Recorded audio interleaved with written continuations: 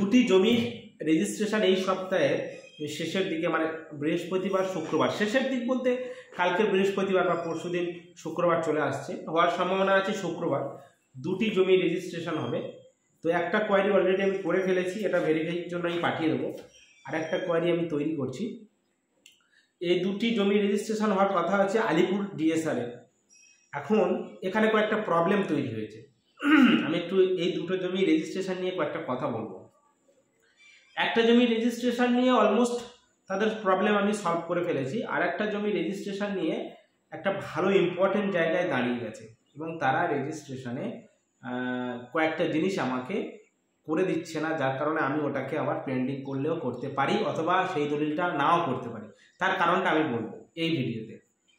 প্রথমে বলি, যে ডিডটা অলরেডি পুরো কমপ্লিট হয়ে গেছে, রেজিস্ট্রেশনের জন্য সমস্ত রকম কাজকর্ম আমি কমপ্লিট করে ফেলেছি, সেটা হচ্ছে এর কোয়ারি করে ফেলেছি, ডিডও বানিয়ে রেখেছি এবং এর ভেরিফাইয়ের জন্য আমি পাঠাচ্ছি। পাঠানোর পরে আজকের আমি এর ভেরিফাই পেয়ে যাব। তো কত কি খরচ হবে এবং এক্স্যাক্ট সব ঠিকঠাক আছে কিনা সেটা আমি করে নিচ্ছি। এবং এর যে সাইড প্ল্যান দিয়েই এর সমস্ত রকম যেখানে যা লাগে এই ডিডটা রেডি করতে আমি সব এটা রেডি করে ফেলেছি। এবং এই জায়গাটা যেটা রেজিস্ট্রেশন হচ্ছে এটা 2.5 কাঠা, এটা কমার্শিয়াল পারপাসে হবে, তাই সাইড প্ল্যানটা মাস্ট লাগবেই লাগবে। এবার বলি যে প্রত্যেক ডিডে কি সাইড প্ল্যান প্রয়োজন? অবশ্যই প্রয়োজন, কিন্তু এর কমার্শিয়াল পারপাসে হবে মানে আরও ভীষণ প্রয়োজন।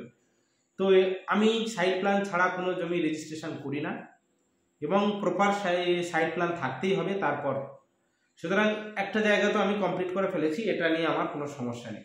এখন যে আমি কোয়ারিটা করছি, এই জায়গার কোয়ারি করতে গিয়ে পার্টির সাথে আমি যখন কথা বলছি যে এর সাইড প্ল্যান কোথায়, সাইড প্ল্যান আমার লাগবে। আমার হোয়াটসঅ্যাপে আমি পাঠাতে বলেছিলাম, হোয়াটসঅ্যাপে পাঠাইনি। তো এই জায়গার কাজটা এসছে এইভাবে, যারা কিনছে তারা আমার সাথে কন্ট্যাক্ট করেনি, যারা বিক্রি করছে তারা আমার সাথে কন্ট্যাক্ট করলো যে অ্যাডভোকেট স্যার আপনি রেজিস্ট্রিটা করে দিন। আমি বললাম আমি করে দেবো রেজিস্ট্রি, সেটা নিয়ে কোনো সমস্যা নেই, আপনি ডকুমেন্টস পাঠান। তো উনি সমস্ত রকম ডকুমেন্টস আমাকে পাঠিয়েছে উইদাউট সাইড প্ল্যান। এই সাইড প্ল্যানটা আমার লাগবে আমি বলে জানিয়ে দিয়েছি। ওরা আমাকে উত্তর দিল যে সাইড প্ল্যান ছাড়া কি দলিল হয় না? বলছে হ্যাঁ দলিল হয়, অবশ্যই হয়, কিন্তু আমি সাইড প্ল্যান ছাড়া দলিল করব না। এর একটা কারণও আমি দেখিয়েছি। ব্যাপারটা হচ্ছে যারা জায়গাটা কিনছে তারা আমার সাথে কন্ট্যাক্ট করেনি, যারা বিক্রি করছে তারা কন্ট্যাক্ট করেছে।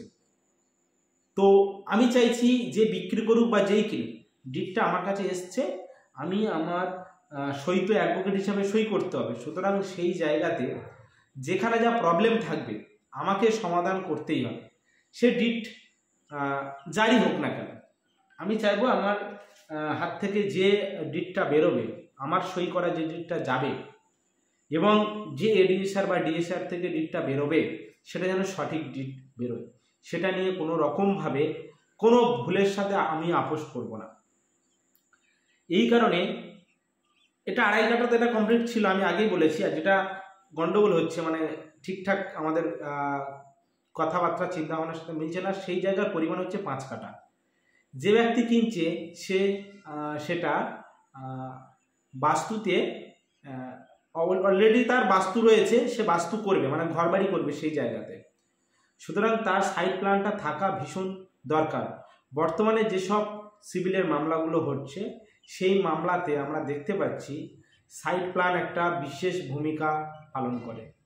এবং আমি চাই না যে আমার হাত থেকে একটা ডিড বেরোবে এবং সেই ডিড প্রপার হবে না, মানে তার চেন ডিড মতলব যে জায়গাটা সে কিনছে সেই জায়গা তার আগে কার ছিল, তার আগে কার ছিল, এইভাবে যেতে যেতে একের পর এক কার কার রয়েছে সেই চেনটা সঠিক থাকুক। এটা আমি ভুল করতে চাই না এবং এইটা আমি চাই না যে এই আমার ভুলের কারণে তার জিনিসটা কোনো এক সময় ওই দাগে ধরো কোনো এক মামলা তৈরি হলো, কোনো এক কেস এসে গেল, তো সে যখন তার ডিডটা নিয়ে দাঁড়াবে অন্তত সব দিক থেকে সে নিজেকে প্রোটেকশন ফিল করবে, এমনভাবে ডিড বানাতে হবে। তো আমি ডিড এলে প্রথমে তার চেন ডিড পরিষ্কার করি, চেন ডিড পরিষ্কার করার পরে তার দাগ খতিয়ান মৌজা সেগুলো ঠিক করি এবং সে যে কিনছে সে রেকর্ড ঠিকঠাক পাবে কিনা সেটাও আমি দেখার চেষ্টা করি।